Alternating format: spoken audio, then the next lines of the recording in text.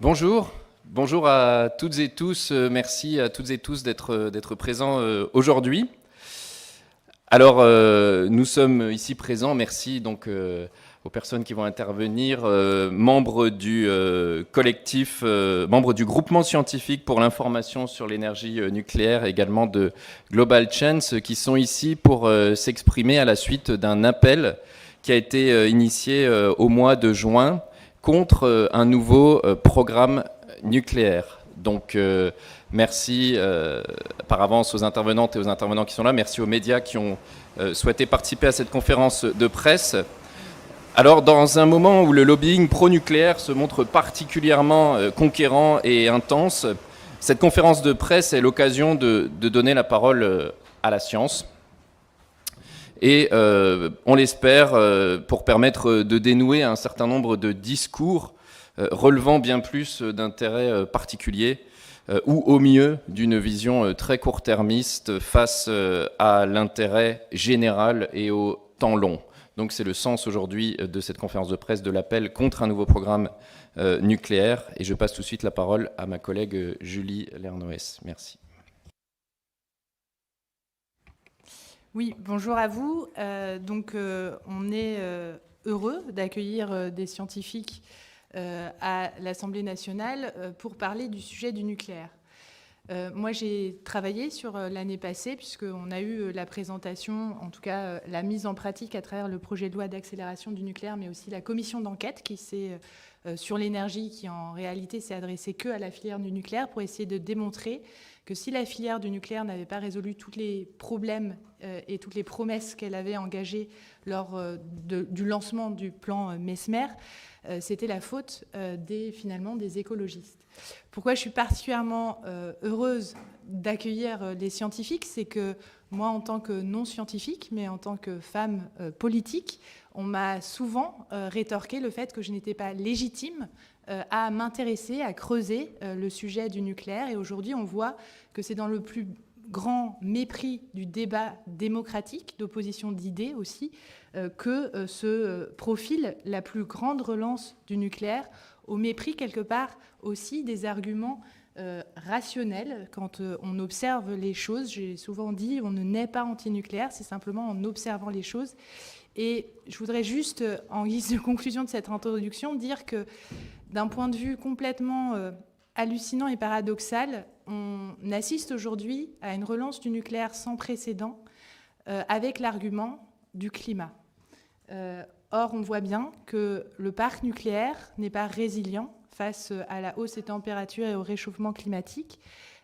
Et on utilise aujourd'hui ce seul argument pour dire qu'il faut absolument et nécessairement du nucléaire en France. C'est le paradoxe aujourd'hui que nous vivons et il nous semble important. Et merci donc à tous ces femmes et hommes scientifiques qui s'engagent pour éclairer d'une autre manière et alerter sur un sujet qui sinon passerait à la trappe dans un système qui est très peu démocratique quand on ne peut pas aborder un sujet aussi crucial de quelle énergie allons-nous nous pourvoir pour nos besoins dans les années à venir avec la menace du réchauffement climatique qui est là bien et bel et bien une réalité. Merci Julie. Donc Maxime Lenné, député LFI NUPES, j'ai beaucoup travaillé avec Julie Lernoès puisqu'on était chef de file chacun de notre côté pour nos groupes sur les textes énergétiques qui ont été discutés cette année. Merci à Jean-Marie Braun ainsi qu'à tous les scientifiques qui sont présents ici pour leur initiative et que nous sommes ravis d'accueillir. Merci de m'accorder quelques minutes. Merci à LE de rappeler certaines vérités en fait sur le nucléaire parce que on nage souvent dans un océan de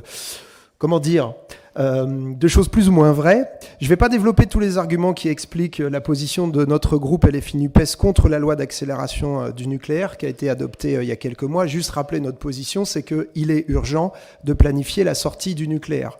Je redonne 2-3 mots sur le contexte parlementaire et politique dans lequel s'inscrit la démarche d'aujourd'hui. Sur les questions énergétiques, le gouvernement a fait le choix de passer par plusieurs textes différents. Un texte, une loi d'accélération des énergies renouvelables en début d'année que nous n'avons pas voté pour plein de raisons, mais notamment parce que le gouvernement a refusé de fixer des objectifs de développement des énergies renouvelables, nous renvoyant à la loi de programmation énergie-climat dont on commence à douter qu'elle soit débattue un jour à l'Assemblée. Et puis il y a une loi de prolongation des centrales existantes et de construction de nouveaux réacteurs, comme l'avait décrété Emmanuel Macron dans son discours de Belfort en 2022, pour le coup qui atomise l'actuelle programmation pluriannuelle de l'énergie. Il n'y a plus ni plancher ni plafond. Au cours de ces débats, le gouvernement a échoué à imposer le démantèlement de l'IRSN, l'expert du nucléaire, et sa fusion dans l'ASN, qui s'occupe des autorisations. Et il a commandé un rapport à l'OPEX, l'Office parlementaire d'évaluation des choix scientifiques et techniques, pour légitimer en fait son passage en force. Un projet de loi est en cours de préparation qui sera peut-être discuté cet automne. Au milieu de tout ça, on a Agnès Pannier-Runacher, la ministre de la Transition énergétique, qui vient de dire que une part de la rémunération des cadres d'EDF sera fixée en fonction de la production nucléaire d'EDF, pas seulement de la production d'électricité, mais nucléaire, ce qui nous semble particulièrement stupide d'une part, puisque en fait le PDG d'EDF, son objectif c'est de faire entrer de l'argent, il y a 65 milliards de dettes, donc évidemment qu'il va tout faire pour que ça fonctionne, mais irresponsable puisqu'on est en train de brader la sûreté nucléaire. Enfin, au niveau européen, la ministre de la Transition énergétique, avec Bruno Le Maire, torpille les discussions actuelles sur le développement des renouvelables en voulant imposer à toute force la relance du nucléaire à l'échelle continentale. Donc tout ça se fait en dépit du bon sens et pas du tout pour lutter contre le réchauffement climatique, comme l'a indiqué Julie à l'instant. En fait, on a le président Macron qui se rêve en nouveau Mesmer ou en nouveau De Gaulle, on ne sait pas trop, qui voudrait laisser son nom dans l'histoire en étant capable de poser la première pierre d'une nouvelle centrale avant la fin de son mandat. Ça nous paraît particulièrement irresponsable. C'est sûr qu'il risque de laisser son nom dans l'histoire et pour très longtemps, pour plusieurs décennies en moins, et peut-être pour l'éternité. Bon, bref, c'est la raison pour laquelle nous sommes très heureux d'accueillir cette conférence de presse. Et donc, sans plus tarder, je donne la parole à nos scientifiques. Merci Maxime, je suis Jean-Marie Brome et d'abord je voudrais au nom de tous les créateurs de cet appel et de tous les gens qui ont signé remercier les groupes parlementaires LFI et ELV de nous avoir permis de venir dans ce lieu qui s'occupe d'affaires nationales pour parler de quelque chose qui est très important pour la nation. Alors oui, en 1975, il y a eu cet appel de 400 scientifiques qui correspondait à la naissance de ce qu'on a appelé le plan Mesmer, donc la naissance du nucléaire. Et aujourd'hui, face à cette relance du nucléaire voulue par Macron, qui s'inscrit dans cette logique gaulliste, si l'on veut, refaire un appel, puisque, et vous allez entendre des experts, enfin des experts, des gens compétents, parce que je n'aime pas le mot expert, des gens parfaitement compétents, qui vont vous expliquer que, cet appel aujourd'hui, en 2003, s'inscrit dans cette ligne de l'appel de 1975 et a toutes les raisons d'être, et vous entendrez François Guérouet qui est philosophe. Ensuite, Bernard Laponche vous expliquera que par rapport à 1975 et les questions qui étaient posées en 1975, la relance de nucléaire voulue par Macron n'apporte aucune réponse à ces questions. Marc Denis, donc Bernard Laponche, que je ne présente plus, qui est on appellera ça un grand ancien antinucléaire, et surtout critique vis-à-vis du nucléaire, créateur de Global Chance, avec Benjamin Dessus. Ensuite, Marc Denis, qui est également physicien, viendra expliquer, j'espère qu'il arrivera à temps, en quoi cette relance du nucléaire ne répond à aucune des questions, qu'elles soient économiques, qu'elle soit sociale, qu'elle soit énergétique et qu'elle soit surtout climatique, alors qu'on veut nous faire croire que c'est cette réponse. Ensuite, Kouroumi et Mariette, anthropologues et médecins, vous parleront des conséquences sanitaires du nucléaire qui ne sont absolument pas prises en compte par cette relance du nucléaire. Et enfin, Jeanne, polytechnicienne et ingénieure déserteuse, sera là pour nous expliquer en quoi, par rapport à l'appel de 75, cet appel aujourd'hui n'est plus seulement un appel réservé à des scientifiques patentés, comme on pourrait le dire, mais devient un réel problème de société, J'en finirai juste en donnant quelques chiffres si ça vous intéresse. Aujourd'hui, il y a eu plus de 1000 signataires scientifiques, entre guillemets, de cet appel, et ça n'est pas fini. Il y a, on dit toujours que c'est des vieux, il y a quand même 80% d'actifs qui sont dans la vie courante et qui ne sont pas des retraités comme moi ou quelques grands anciens. Il n'y a que, entre guillemets, et c'est une gloire pour nous, une vingtaine de pourcents de physiciens, mais il y a également des problèmes de santé, il y a plus de 15% des gens. Tout ce qui concerne la géographie, la sociologie, l'anthropologie, il y a pratiquement 10% des personnes consignées. Énergie, climat, environnement, j'ai noté également plus de 10%. Bref, le nucléaire aujourd'hui n'est plus un champ réservé à quelques politiques qui veulent bien croire quelques experts, mais devient un problème de société, et c'est ça le principal message qu'on va vous faire passer. Je vous remercie. La production d'électricité d'origine nucléaire, où en est-on depuis 1975 ? Donc, un certain nombre d'entre vous me connaissent, mais je suis d'origine ingénieur au CEA, puis syndicaliste, puis porteur de ce qu'on appelle aujourd'hui la transition énergétique. Et actuellement, je suis président de l'association Global Chance.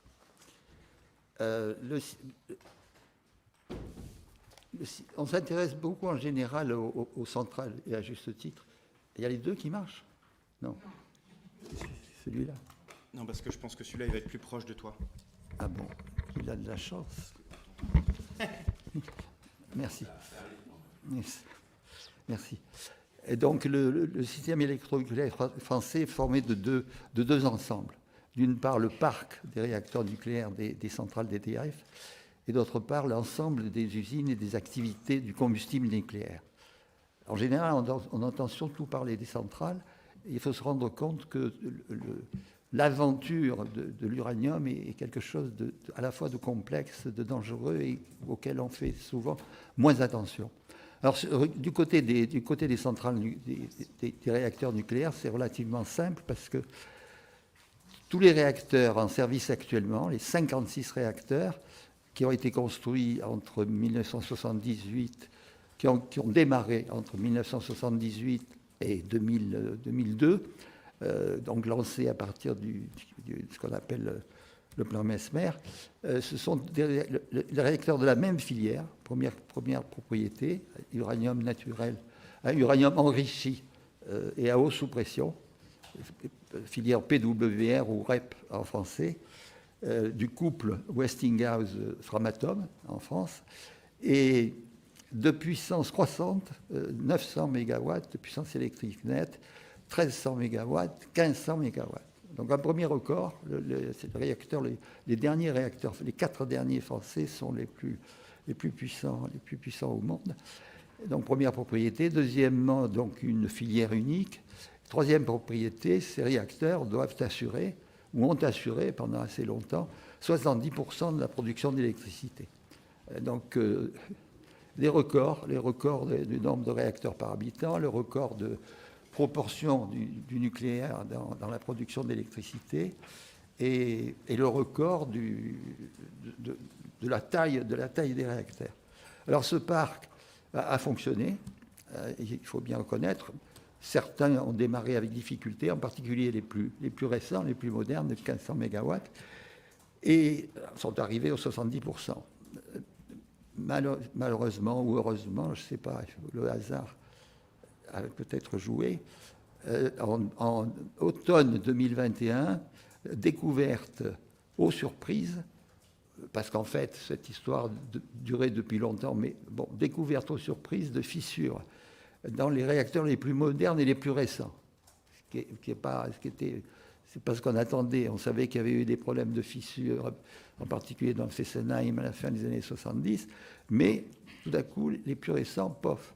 Des fissures qui sont attribuées par leurs découvreurs, l'EDF et puis les organismes de sûreté, à ce qu'on a appelé la corrosion sous contrainte. Alors, il se trouve que ça a touché les réacteurs les plus récents, donc les 1500, ce qui est un peu embêtant parce que c'est les plus récents, les plus neufs, les plus puissants, et Et il a fallu arrêter ces réacteurs, parce qu'on a cru qu'effectivement, ces fissures qui se produisaient sur des réacteurs, des circuits de secours, d'alimentation en eau de secours, si les circuits pétaient, on peut avoir un accident grave ou majeur. Donc, arrêter les réacteurs, faire des réparations qui consistent à remplacer, découper des tronçons et les remplacer, et contrôler l'ensemble des réacteurs. Et donc, on s'aperçoit que le choix de cette filière à puissance croissante pose le problème de ce qu'on appelle l'accident de risque, ça s'étendant à l'ensemble de la filière. On appelle ça l'accident de mode commun. C'est-à-dire que si vous découvrez des fissures sur un certain nombre de réacteurs, vous pouvez les retrouver sur l'ensemble des réacteurs, ce qui fait que tous ces réacteurs sont actuellement contrôlés à partir des 1500 qui ont été réparés et remplacés, et puis les autres, c'est contrôlé pour voir s'il y a des fissures ou non. Et ces réparations, certes, permettent de redémarrer les centrales, donc l'objectif économique, mais comme on ne connaît pas l'explication, ça c'est très important, on ne connaît pas l'explication réellement de ces fissures sous contrainte, les choses peuvent se reproduire et même se poser pour des futurs réacteurs. Et ça, c'est un point très important. Alors, le parc actuel, donc, handicapé par cette histoire, et en parallèle, ce qui avait été prévu, la stratégie, c'était de continuer avec un réacteur encore plus gros, l'EPR, conçu dans les années 90, qui devait remplacer petit à petit les autres qui arrêteraient à peu près au bout de 40 ans. Alors l'EPR conçu 90, franco-allemand, la merveille du monde, 1650 MW, donc un saut de plus dans la taille. Alors là, ça devient le plus gros du monde et de loin. Et ce réacteur démarre en 2007 et la construction commence en 2007 et le démarrage est prévu pour 2009, même précis, 48 mois. Nous en sommes là, nous sommes en 2023. L'EPR a connu des tas de complexités, mais que vous connaissez, la presse s'en est fait l'écho. Le béton, ça n'a pas marché, les soudures, ça n'a pas marché, l'acier, il y a eu des certificats faux. Enfin, la collection de l'aventure EPR est absolument extraordinaire. Et encore aujourd'hui, l'EPR devrait démarrer en 2024, mais il y a encore des questions qui se posent, et en particulier des questions de conception. C'est-à-dire, on craint, en relation aussi avec ce qui se passe avec les EPR de Chine, qu'il y ait des problèmes de taille de cuve et que par conséquent, ce n'est pas clair. Le futur de l'EPR n'est pas clair. Et comme l'EPR a pris tous ces retards, assez rapidement, EDF a demandé, qui était coincé, a demandé à prolonger la durée de fonctionnement des réacteurs précédents, et en particulier des réacteurs de 900 MW, qui au début étaient prévus pour fonctionner 30 ans, et c'est passé à 40 ans, au début des années 2000, et EDF a demandé d'aller au-delà. Les autorités de sûreté ont accepté, les choses se sont passées avec beaucoup de retard, il y a eu des travaux qui ont été lancés. Tous ces travaux sont considérables. C'est le grand carénage qui est estimé à 100 milliards d'euros quand même. Et ce grand carénage se poursuit, réacteur par réacteur, et se pose la question sur la question de la sûreté. Et nous contestons le fait de donner ces autorisations au-delà de 40 ans parce que la cuve des réacteurs qu'on ne peut pas remplacer est soumise au bombardement neutronique qui a été longuement étudié à l'époque, en particulier par le GSIEN, qui fait que l'acier devient de plus en plus fragile et qu'au-delà de 40 ans, on peut craindre d'entrer dans une zone d'indécision, je dirais d'indécision sur la question de la sûreté. Et donc, soit à la fois du fait de ce retard de l'EPR, à la fois des problèmes de l'EPR et à la fois du problème des fissures, on est dans une zone de risque d'accident pour l'ensemble du parc des réacteurs nucléaires français. Je crois qu'il faut être clair là-dessus. Et ce risque d'accident n'est pas du tout négligeable. Si on passe aux activités du cycle du combustible, elles sont très complexes, puisqu'on va de la mine d'uranium, Niger, Kazakhstan, Canada, Australie, etc., en passant par la transformation à Malaisie, en passant par l'enrichissement, la fabrication des combustibles, le passage en réacteur. Et l'étape cruciale, qui est à nouveau particulière à la France, c'est le retraitement des combustibles irradiés. Dans tous les autres pays, États-Unis, Allemagne, Japon, etc., on s'arrête à la fin du fonctionnement du combustible dans le réacteur, on s'arrête au combustible irradié, et ce combustible irradié, on en reste là. La France, et pendant assez longtemps, un peu en Russie, mais beaucoup moins, et pendant assez longtemps en Grande-Bretagne, on pratique en France le retraitement, c'est-à-dire la production de plutonium. L'objectif du retraitement n'est pas, contrairement à ce que disent quelquefois les officiels, la question des déchets, mais c'est la production de plutonium. Donc on produit le plutonium par des opérations chimiques à La Hague, on produit le plutonium, les sous-produits c'est l'uranium de retraitement et l'ensemble produit fission et actinide mineure. Le plutonium est en partie transformé en combustible MOX, qui est une catastrophe à la fois du point de vue des risques, parce qu'il est beaucoup plus radioactif que les autres et qui pose des problèmes très difficiles de gestion pour EDF. On n'a jamais compris pourquoi EDF continuait à soutenir le MOX, probablement par injonction de l'État. Donc le MOX, c'est vraiment absolument à la fois inutile et dangereux. Mais on continue, on accumule de plutonium. Il y a quand même 80 tonnes de plutonium entassées, entreposées à La Hague, dont 20 tonnes qui appartiennent au Japon et qui restent là pour le moment, mais qu'on envoie sous forme de MOX. Donc il y a un problème de plutonium et il y a un problème de risque de l'usine elle-même, qui est très dangereuse du fait de ces opérations chimiques, mais aussi dans les piscines sont vulnérables aux agressions extérieures, et surtout des rejets dans la mer absolument considérables. Des milliers de fois plus que les rejets de Fukushima, par exemple, dont on parle beaucoup aujourd'hui. Donc le problème du retraitement est pour nous absolument central. Et ce que nous disons, c'est qu'il faut passer immédiatement à la solution adoptée par les autres pays, c'est s'arrêter au niveau du combustible irradié et de considérer le combustible irradié comme un déchet qui lui-même enferme le plutonium, l'uranium et les produits de fission et les transuraniens. Alors, ces déchets, toutes ces activités, aussi bien les réacteurs que les produisent deux choses. D'abord, d'une part, et ça, c'est pas suffisamment souligné, en fonctionnement habituel, sans accident, il y a sans arrêt des rejets de matières radioactives dans l'air et dans l'eau. Ça, c'est en permanence. C'est en permanence même quand tout fonctionne bien, mais c'est en permanence parce qu'il y a sans arrêt des incidents qui font que, hop, EDF signale une fuite dans la Loire, Orano dit « Ah ben oui, on a dépassé les doses, la fuite de je ne sais pas quoi, etc. » Donc il y a sans arrêt des produits radioactifs qui vont dans l'atmosphère et dans l'eau, et par conséquent, mais ça sera des exposés suivants, mais du fait qu'il n'y a pas de limitation de dose sur les risques, ça veut dire qu'il y a une pollution permanente et donc des victimes permanentes. À ceci, à cela, ou à cela plutôt, s'ajoutent les incidents qui sont extrêmement fréquents et qui donnent très souvent lieu à arrêt de réacteurs et donc des travaux de maintenance, etc. Donc des risques en particulier pour les travailleurs et éventuellement les populations proches. Et puis il y a le risque d'accident, que ce soit dans les réacteurs ou dans les usines. Et je rappelle que les trois présidents de l'autorité de sûreté nucléaire, depuis sa création, Lacoste, Chevet et Dorozuc, nous ont dit que l'accident nucléaire est possible en France. Donc prenons ça comme point de départ d'une réflexion sur ces questions.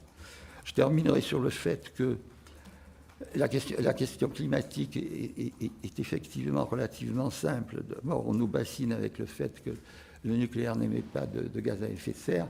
Alors, c'est très facile, c'est complètement idiot. C'est très compréhensible. Quand vous avez quelque chose, vous partez de mines d'uranium au Niger, au Kazakhstan, je ne sais pas où, donc vous extrayez des millions de mètres cubes de minerais.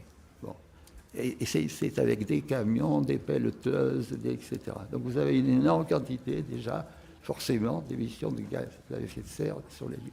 Après, vous passez à toutes les opérations du cycle du combustible, vous passez à la construction des réacteurs, qui forcément émet des émissions, puisqu'il y a du béton, il y a de l'acier, il y a des chantiers qui durent des années. Donc il y a des émissions de gaz à effet de serre. Et si vous envisagez un nouveau programme de type justement EPR2, vous vous rendez compte que les travaux de ces chantiers seront justement dans les années 30, alors qu'on veut avoir à zéro les émissions de gaz à effet de serre en 2050, particulièrement malin. Et deuxièmement, ces fameux réacteurs qui, à mon avis, n'arriveront jamais, pas parce qu'on a raison, mais du fait de la réalité des choses, ils devraient fonctionner pendant 60 ans. Formidable. Ils démarrent à partir de 2040 et ils vont s'étaler, puisqu'on veut en faire je ne sais pas combien, et ils vont arriver jusqu'en 2100. Imaginez la situation climatique en France en 2100, dont on nous dit il y aura les bouleversements climatiques, probablement plus 4 degrés, parce que la France et l'Europe sont beaucoup plus fragiles que les autres. Il y aura des inondations, il y aura des canicules, il y aura des incidents, etc. Donc, c'est de la folie, indépendamment des questions économiques. Donc, ça n'a pas de sens. Et comment dire aujourd'hui, on va faire des EPR2, par exemple, enfin, c'est ça qui est dit par notre vénéré président, sans que le modèle de l'EPR2, c'est-à-dire l'EPR, ait seulement démarré, ni montrer qu'il pouvait fonctionner pendant, disons, quelques années, parce qu'on se demande. Le modèle actuel, c'est Hinkley Point, en Angleterre, en disant non, c'est beaucoup mieux. Hinkley Point a finalement les mêmes problèmes à peu près que l'EPR, un peu moins, parce que là, ils ont réussi le béton, apparemment, mais on a des problèmes sur l'EPR, et on les transposerait sans savoir quoi que ce soit sur l'EPR2. Donc c'est, du point de vue, même pas scientifique, même du point de vue du bon sens industriel, ce truc ne tient pas. Et donc, on lancerait cela, donc sans aucune certitude par rapport à ce modèle EPR, puisque lui-même, il est défaillant, et en plus, en supposant que les bouleversements climatiques n'existent pas. Par conséquent, ce groupe a lancé cette pétition pour demander l'arrêt, de ne pas lancer tout programme nucléaire nouveau, vu l'analyse de cette situation qui est dramatique. Alors elle est dramatique au point de vue de l'environnement, c'est-à-dire de l'environnement en situation normale, de l'environnement à la fois naturel et humain, mais elle est dramatique aussi du fait du risque d'accident qui est, je dirais, presque probable, à la fois sur le parc des réacteurs et à la fois sur les usines du combustible. Je vous remercie. Merci beaucoup, Bernard. Attends, non, c'est juste pour passer à la suivante. De la relance du nucléaire. Et je vous signale, mesdames et messieurs de la presse, qu'il y a un dossier de presse qui vous sera remis si ça n'a pas encore été fait. Parfait, merci. Ok, bonjour à toutes et à tous. Mon propos, je vais le faire assez rapide, parce que de toute façon, vous allez avoir un dossier de presse, donc vous aurez toute une série de choses dedans. J'ai construit mon intervention à partir d'exemples, et puis derrière, qui nous amèneront à quelques interrogations légitimes. Et avec un titre que j'ai appelé volontairement « Les fausses résiliences ». Alors sur différents domaines, je ne reviendrai pas sur les aspects techniques, les aspects sanitaires, etc., qui seront abordés par la suite. Sur le plan économique, sur le plan du financement, sur le plan des questions de souveraineté énergétique, sur le plan de défense, et puis un bout de climat. Sur le plan économique, je repars sur ma logique que je vous écrivais tout à l'heure. Quelques exemples. Le père de Flamanville, coût multiplié par 5 à 6. On est passé de 3,3 milliards à peu près à 20 milliards. Peu importe, on ne va pas piner les chiffres. Certains disent 17, 18, 19. De toute façon, ça fait 5 ou 6. C'est colossal. Finlande, facteur 3 à 4. Hinkley Point, on est déjà à un début de chantier 1 x 2.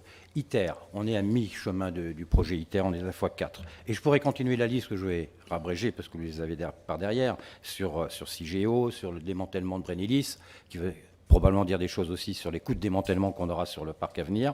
Bref, ce que l'on constate et qu'on nous présente comme une certitude, un élément de résilience économique, tous les coûts à toutes les étapes industrielles de la filière augmentent, explosent dans le temps. La question que ça doit nous amener à nous poser, c'est est-il pertinent sur le plan économique de continuer à investir dans une filière dont les coûts dérivent et dont les coûts, on le voit bien, vont dépasser très largement le coût des renouvelables qui sont à la baisse de manière constante depuis des années.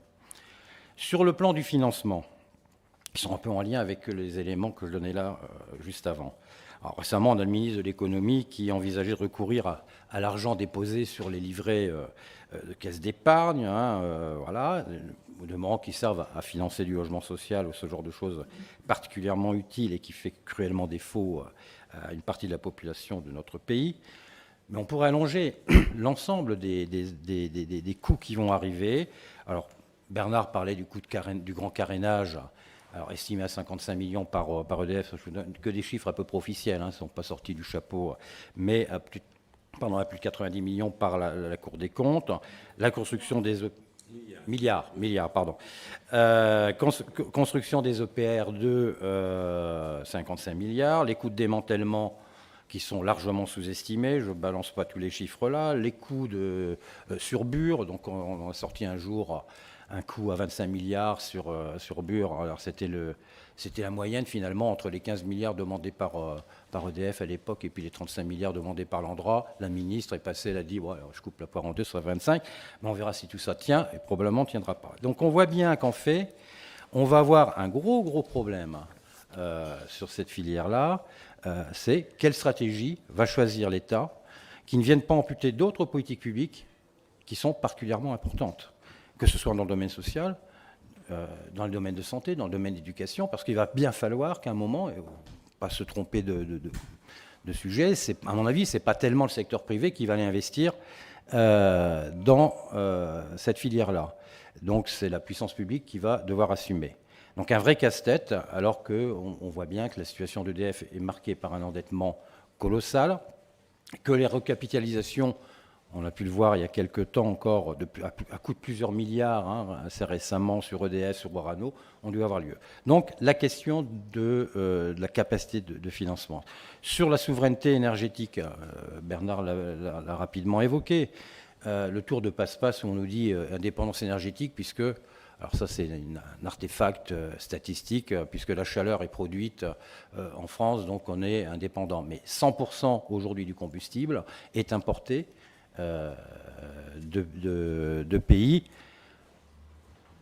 Et je vous rappelle simplement, là je prends l'exemple récemment du Niger, mais aussi de ce qui se passe sur le conflit Ukraine-Russie, de pays géopolitiquement instables ou sous influence.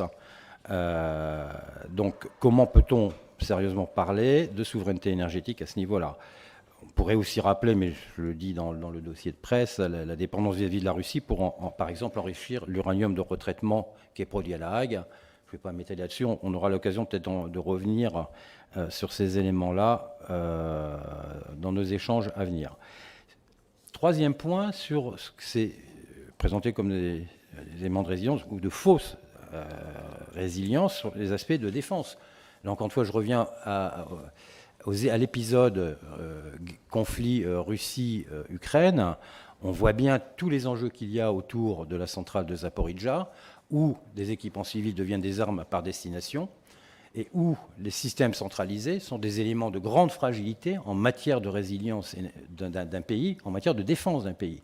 Moi, je vous rappelle simplement que le pouvoir dans l'économie, il est dans l'énergie, que le pouvoir politique est dans l'économie, que le pouvoir économique est le pouvoir dans l'économie et dans l'énergie. Tenir l'énergie, c'est quelque chose d'extrêmement important. Et en matière de défense, c'est pareil. On peut remonter.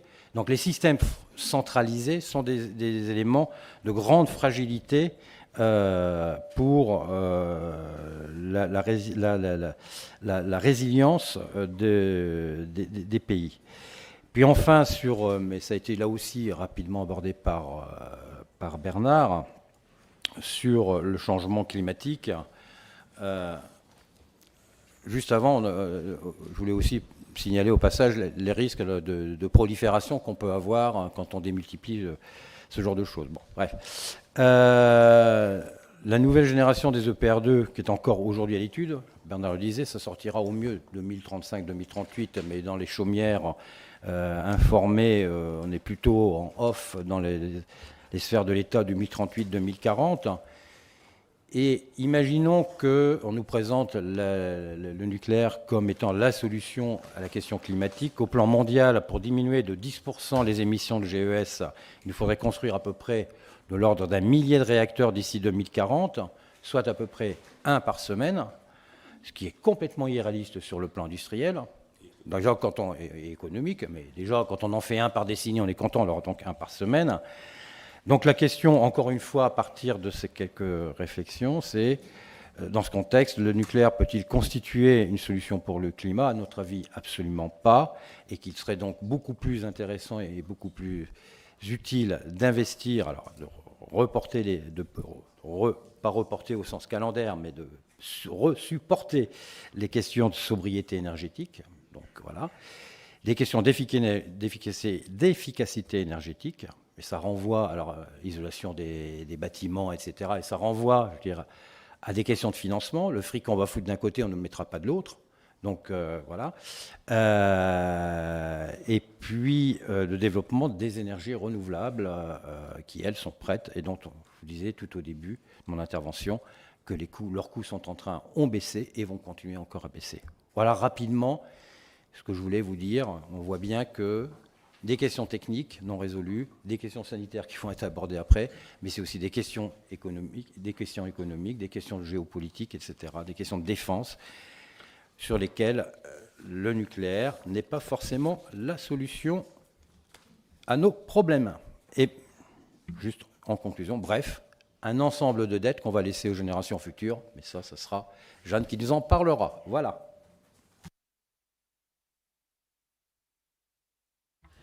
Oui, bonjour à tout le monde. Je suis médecin épidémiologiste. En tant que chercheur INSERM, j'ai travaillé à la prévention des cancers au centre anticancéreux de Montpellier. La grosse question, c'est est-ce que les faibles doses d'irradiation sont reconnues comme cancérigènes? En fait, nous le savions depuis 2015, parce que la première publication de cette fameuse cohorte INWORKS, dont vous avez peut-être entendu parler, qui est une cohorte faite d'ouvriers du nucléaire des États-Unis, d'Angleterre et de France. Donc, on a réuni un grand nombre d'individus et on connaît leur exposition très précisément puisqu'ils portaient des dosimètres. Donc, c'est vraiment des conditions d'études qui sont excellentes. Et déjà en 2015, il y avait une première publication qui montrait que des ouvriers qui avaient reçu moins de 5 millisieverts accumulés sur 5 ans avaient présenté des leucémies myéloïdes. Et récemment, il y a une autre publication qui montre en fait que des tumeurs solides sont également développées par ces ouvriers et qu'on a pu, étant donné qu'il y en a un certain nombre maintenant, on a attendu, ça fait depuis 8 ans après la première publication, on a montré qu'il y a une relation linéaire entre la dose d'irradiation et l'apparition de cancer. Et une dose linéaire, vous le savez, ça veut dire que même à la plus petite irradiation, il y aura un risque de cancer qui est plus faible, évidemment, que si vous en recevez beaucoup, mais qui... Voilà. Autre chose que ça a démontré, c'est qu'en fait, le débit de dose n'est pas important. Pendant longtemps, on a cru que c'était une dose délivrée en à-coup comme ça était extrêmement importante et plus dangereuse. Ce n'est pas vrai. Les doses accumulées sur 5 ans, justement, 6-5 ans, sont au moins aussi dangereuses.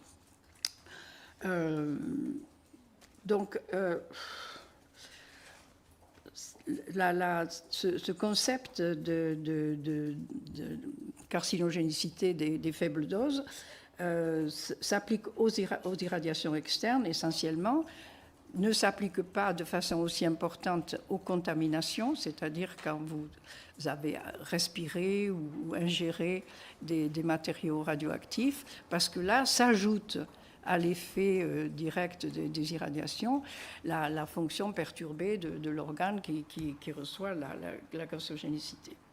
Donc, il nous a fallu 8 ans de lutte entre les épidémiologistes et les physiciens pour arriver à démontrer cette relation linéaire et le fait que les faibles doses d'irradiation étaient effectivement cancérigènes.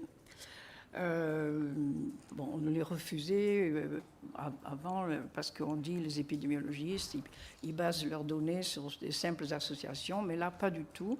Nous avons justement la construction de cette relation linéaire qui démontre qu'il y a un effet des faibles doses d'irradiation.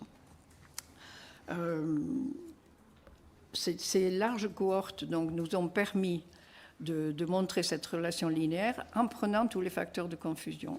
Parce que vous savez qu'on dit toujours, par exemple, pour les mineurs du radium, c'était le tabac, etc., c'est la pollution atmosphérique, tandis que là, avec cette large cohorte, on peut avoir des informations précises sur les autres expositions et savoir si ce qui est très probablement réellement dû au cancérigène. Ceci dit, il ne faut pas oublier la notion d'exposant, mais ce qui fait que si vous avez une toute petite, une toute petite irradiation assez légère, puis que vous ayez par-dessus un problème d'ingestion de pesticides chimiques et puis de la pollution radioactive, eh bien, tout ça, ça vous fait un beau cocktail, n'est-ce pas, qui vous rend d'autant plus sensible au cancer. Donc, il ne faut plus refuser, enfin, il ne faut plus s'arrêter sur ce facteur de confusion, de tabac, etc. Il faut le voir au contraire comme une addition de risques. Et donc, même un risque un peu faible en radiation ionisante, ajouté à d'autres, ben, c'est très prône à la carcinogénicité. Voilà, donc il nous a fallu 8 ans de lutte entre épidémiologistes et physiciens qui refusaient nos conclusions, qu'ils disaient basées sur de seules associations. Et il a fallu ces larges cohortes avec de larges variations d'exposition pour que soient pris en compte les éventuels facteurs de confusion pour pouvoir dessiner cette relation linéaire et convaincre les incorruptibles nucléaires de l'effet des faibles doses. Je crois que maintenant, il n'est plus question de discuter cet aspect. Les faibles doses sont cancérigènes, il y a une relation linéaire, et donc il ne faut absolument pas, un de nos amis qui est pourtant antinucléaire disait encore l'effet des faibles doses est en débat, je m'insurge contre ça. Il ne faut surtout pas se laisser aller à dire ça. Ce n'est pas vrai. On sait que les faibles doses sont cancérigènes, etc. Alors, ce concept, évidemment, concerne essentiellement les ouvriers du nucléaire, parce que ce sont eux qui vont être exposés à de faibles doses d'irradiation. Mais en dehors des accidents, où, bien entendu, il reste assez longtemps après une exposition aux faibles doses d'irradiation. Et ça, Kurumi va nous en parler tout à l'heure. Voilà. Donc moi, c'est l'essentiel de ce que je voulais vous dire, c'est qu'on est sûr que les faibles doses d'irradiation sont cancérigènes. Et c'est quelque chose qui n'est plus discutable. C'est largement démontré par de solides études épidémiologiques. Merci Mariette. Kurumi Sugita, anthropologue de CNRS. Je vais parler essentiellement de gestion de la phase post-accidentelle. Alors, en France comme au Japon, la dose de 1 millisievert par 1 est la dose admise pour le public hors accident. Mais dans le cas des accidents de Tchernobyl et Fukushima, on observe des tolérances plus élevées pour la phase post-accidentelle. En cas d'accident nucléaire majeur, la protection de la population suit le zonage et la politique d'aide publique connexe qui en découle. Pour le cas de l'accident de Fukushima, c'est la dose de la radioactivité ambiante, soit 20 millisieverts par 1, qui a été le principal critère pour déterminer les zones d'évacuation. Ce même niveau de référence de 20 millisieverts par 1 est adopté pour déterminer les doses d'évacuation en France. Dans les deux cas, seule l'exposition externe est prise en compte à la différence de zonage après l'accident de Tchernobyl, qui a également tenu compte de risques sanitaires liés à la pollution environnementale en incluant la densité de la contamination de sol due au dépôt de retombées radioactives.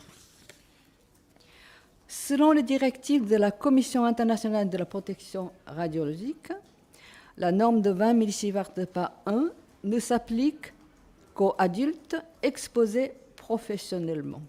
Par contre, La dose annuelle maximale pour la population est de 1 millisievert. Mais le gouvernement japonais s'en tient à 20 millisieverts par an depuis plus de 2 ans après le début de la catastrophe de Fukushima. Sur de vastes territoires contaminés, la dose annuelle dépasse la limite de 1 millisievert par an.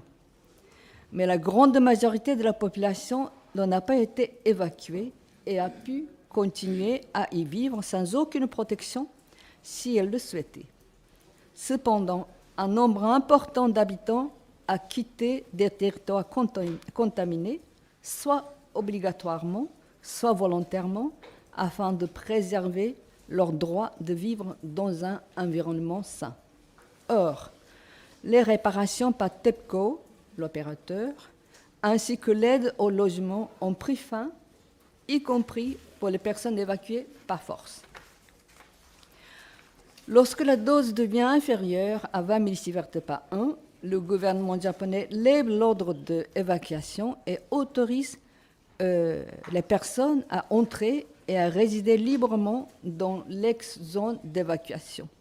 Cette mesure s'applique aussi bien aux enfants et aux femmes enceintes, plus radiosensibles que les hommes adultes. En revanche, à Tchernobyl, au-dessus de 1 millisievert par an de l'activité surfacique de césium 137, les habitants ont le droit de demander un relogement et à partir de 15 millisieverts par an, l'habitation est interdite. L'évacuation et le déplacement affectent profondément la vie familiale, sociale et professionnelle des victimes. Du fait de l'éloignement, les liens communautaires ont été détruits, les relations familiales se dégradent suite à la séparation ou aux conflits qui surgissent sur le sujet de rester ou quitter le lieu contaminé.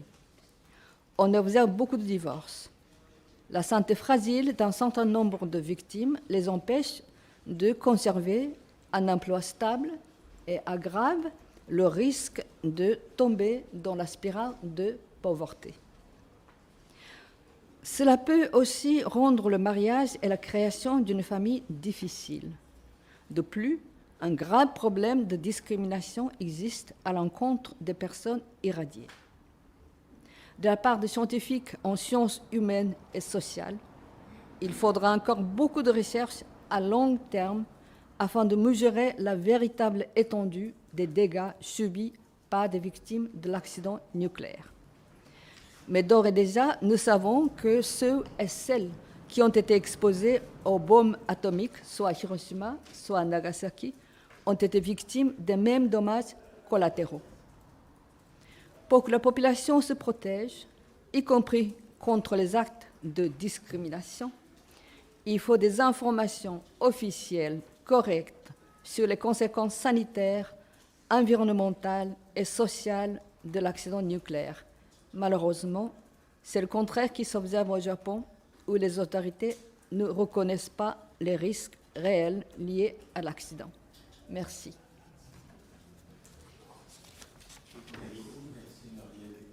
Qu'il me soit permis de compenser une petite erreur que j'ai faite au début de cette conférence de presse.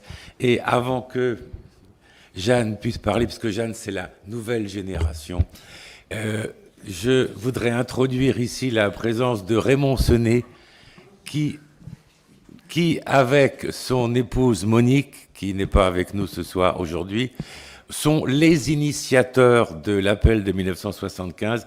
Il dira qu'il est parmi les initiateurs. Moi, je dis qu'il est l'initiateur avec Monique. Merci.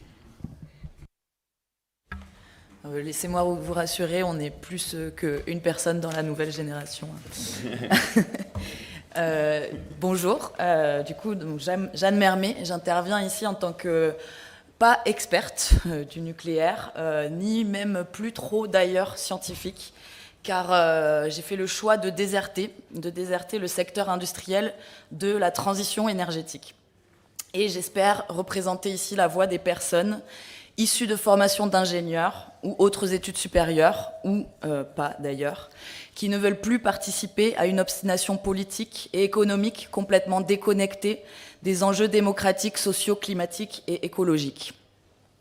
Donc nous refusons de participer à ce projet de société, celui d'une fuite en avant où l'on entretient l'illusion que les sociétés ne peuvent exister et prospérer sans croissance économique, alors que les limites de ce que l'on doit extraire du système Terre pour assurer cette croissance, elles, sont bien finies. Dans les années 70, donc, la France lance le plan Messmer, qui allait achever de verrouiller le système énergétique français dans un choix technologique indissociable d'un productivisme effréné, dont on ne peut plus se permettre d'ignorer les dégâts aujourd'hui, et de plus, comportant des risques sanitaires, écologiques et industriels dramatiques. Et déjà, à cette époque, des milliers de scientifiques donc levaient la voix pour s'opposer au choix du nucléaire, sans compter les citoyennes et citoyens qui ont lutté depuis le début, parfois au prix de leur vie, contre l'installation des centrales ou des sites de stockage des déchets radioactifs qui allaient impacter irréversiblement leur lieu de vie, leur santé, bref, leurs conditions d'existence. Et au même moment, ce constat sur les limites planétaires était déjà étudié, documenté, modélisé par un groupe de scientifiques, économistes et industriels de 52 pays que l'on appelle le Club de Rome, dans un rapport nommé « Les limites à la croissance ». Qu'est-ce qui a changé depuis ? Eh bien, aujourd'hui, la croissance est verte. Et on ne peut que constater que les choix politiques et industriels incarnent encore et toujours cette fuite en avant. Et n'ont de cesse de l'imposer dans un déni de démocratie flagrant, ou plutôt, devrais-je dire, un simulacre de démocratie. Alors qu'un débat organisé par la CNDP sur la construction des nouveaux EPR a lieu dans plusieurs villes de France à l'hiver 2022-2023, le projet de loi visant à accélérer les procédures administratives pour la construction de nouveaux EPR est présenté au Sénat en septembre 2022 et voté en janvier 2023. Dans le même temps, le gouvernement révise la loi de programmation pluriannuelle de l'énergie. Et la présidente de la CNDP du moment, Chantal Joanneau, a elle-même annoncé dans un communiqué que cela revenait à considérer comme sans intérêt les remarques et les propositions faites lors du débat public en cours. Mais de toute façon, la relance du nucléaire avait déjà été annoncée par le président Macron en février 2022 à Belfort. Nouveaux réacteurs SMR, 6 nouveaux EPR d'ici à 2035 et prolongation du parc nucléaire historique à 60 ans et plus. Bon, je ne reviendrai pas sur les détails techniques de l'absurdité de cette relance au niveau des EPR et la réussite de cette entreprise avec l'EPR de Flamanville. Concernant le grand carénage, Bernard l'a déjà bien expliqué, mais j'ajouterai seulement que l'on peut trouver dans les rapports RTE, donc nos experts et nos opérateurs de réseaux de transmission d'électricité, dans un rapport sur les futurs énergétiques remis fin 2021, je cite, que la réussite de cette entreprise ne pouvait être considérée comme acquise a priori. Fermez les guillemets. Mais allons-y quand même. Donc tout cela sans qu'aucun bilan complet, économique, social, environnemental, sanitaire, sur les conséquences de l'industrie nucléaire depuis 70 ans n'ait été effectué. Et ce, sur l'ensemble de ces filières, de l'extraction de l'uranium jusqu'à la gestion des déchets radioactifs. Donc voilà pour la démocratie. Mais au-delà de ça, j'ai envie de dire, le nucléaire, c'est une omerta. Laissez-moi vous raconter un petit souvenir. Je me revois sur les bancs de l'école polytechnique à écouter un professeur énumérer et décrire les différentes manières de produire de l'énergie. Nous passions en revue donc gaz, éolien, hydraulique, photovoltaïque, charbon, etc. Et dans la plus grande objectivité scientifique, on nous énumérait les avantages et les inconvénients de chacune de ces technologies. Et le nucléaire ne présentait que des bons côtés. Je n'ai pas entendu parler de gestion des déchets, à part pour nous dire que le projet CIGEO était déjà rondement mené et presque déjà fait. Et ça, c'était il y a à peu près 7 ans. Des risques sanitaires, n'en parlons pas, et encore moins des accidents. Donc oui, le nucléaire, depuis ses débuts, soumet au silence presque toute la communauté scientifique, qui, par peur des rétributions professionnelles, ne s'autorise même pas à simplement en débattre, sans parler de prendre position. Mais au vu du millier de signatures que cet appel a déjà récolté en quelques mois, nombre qui continue d'ailleurs d'augmenter, émanant de femmes et hommes scientifiques, médecins, enseignants, ingénieurs, universitaires et chercheurs, comme Jean-Marie nous l'a dit au début, de toutes les disciplines, on peut dire aujourd'hui encore que la volonté de briser cette omerta est forte. Et nous tenons à insister sur le fait que ce choix de relance du nucléaire ne peut être réduit à un choix purement technologique. C'est un problème sociétal. Il doit être concerté et débattu, pas seulement sous ses aspects techniques par un petit nombre d'experts, mais dans toutes ses composantes, donc écologiques, sociales, économiques, industrielles, sanitaires, etc., avec l'ensemble de la société, en s'appuyant sur les savoirs de la communauté scientifique et dans la prise en compte de la justice sociale et climatique. Et il est plus qu'urgent de placer ces concertations au premier plan dans le processus de choix des politiques énergétiques. Car lancer un nouveau programme nucléaire aujourd'hui, tout comme le projet de transition énergétique pour une croissance verte dans lequel ce programme s'inscrit, c'est choisir d'imposer aux populations et aux vivants des risques sanitaires et écologiques irréversibles, et ce sur des centaines de milliers d'années, et signer pour de bon le mépris total de la démocratie que l'État français est censé incarner et protéger. Merci de votre attention.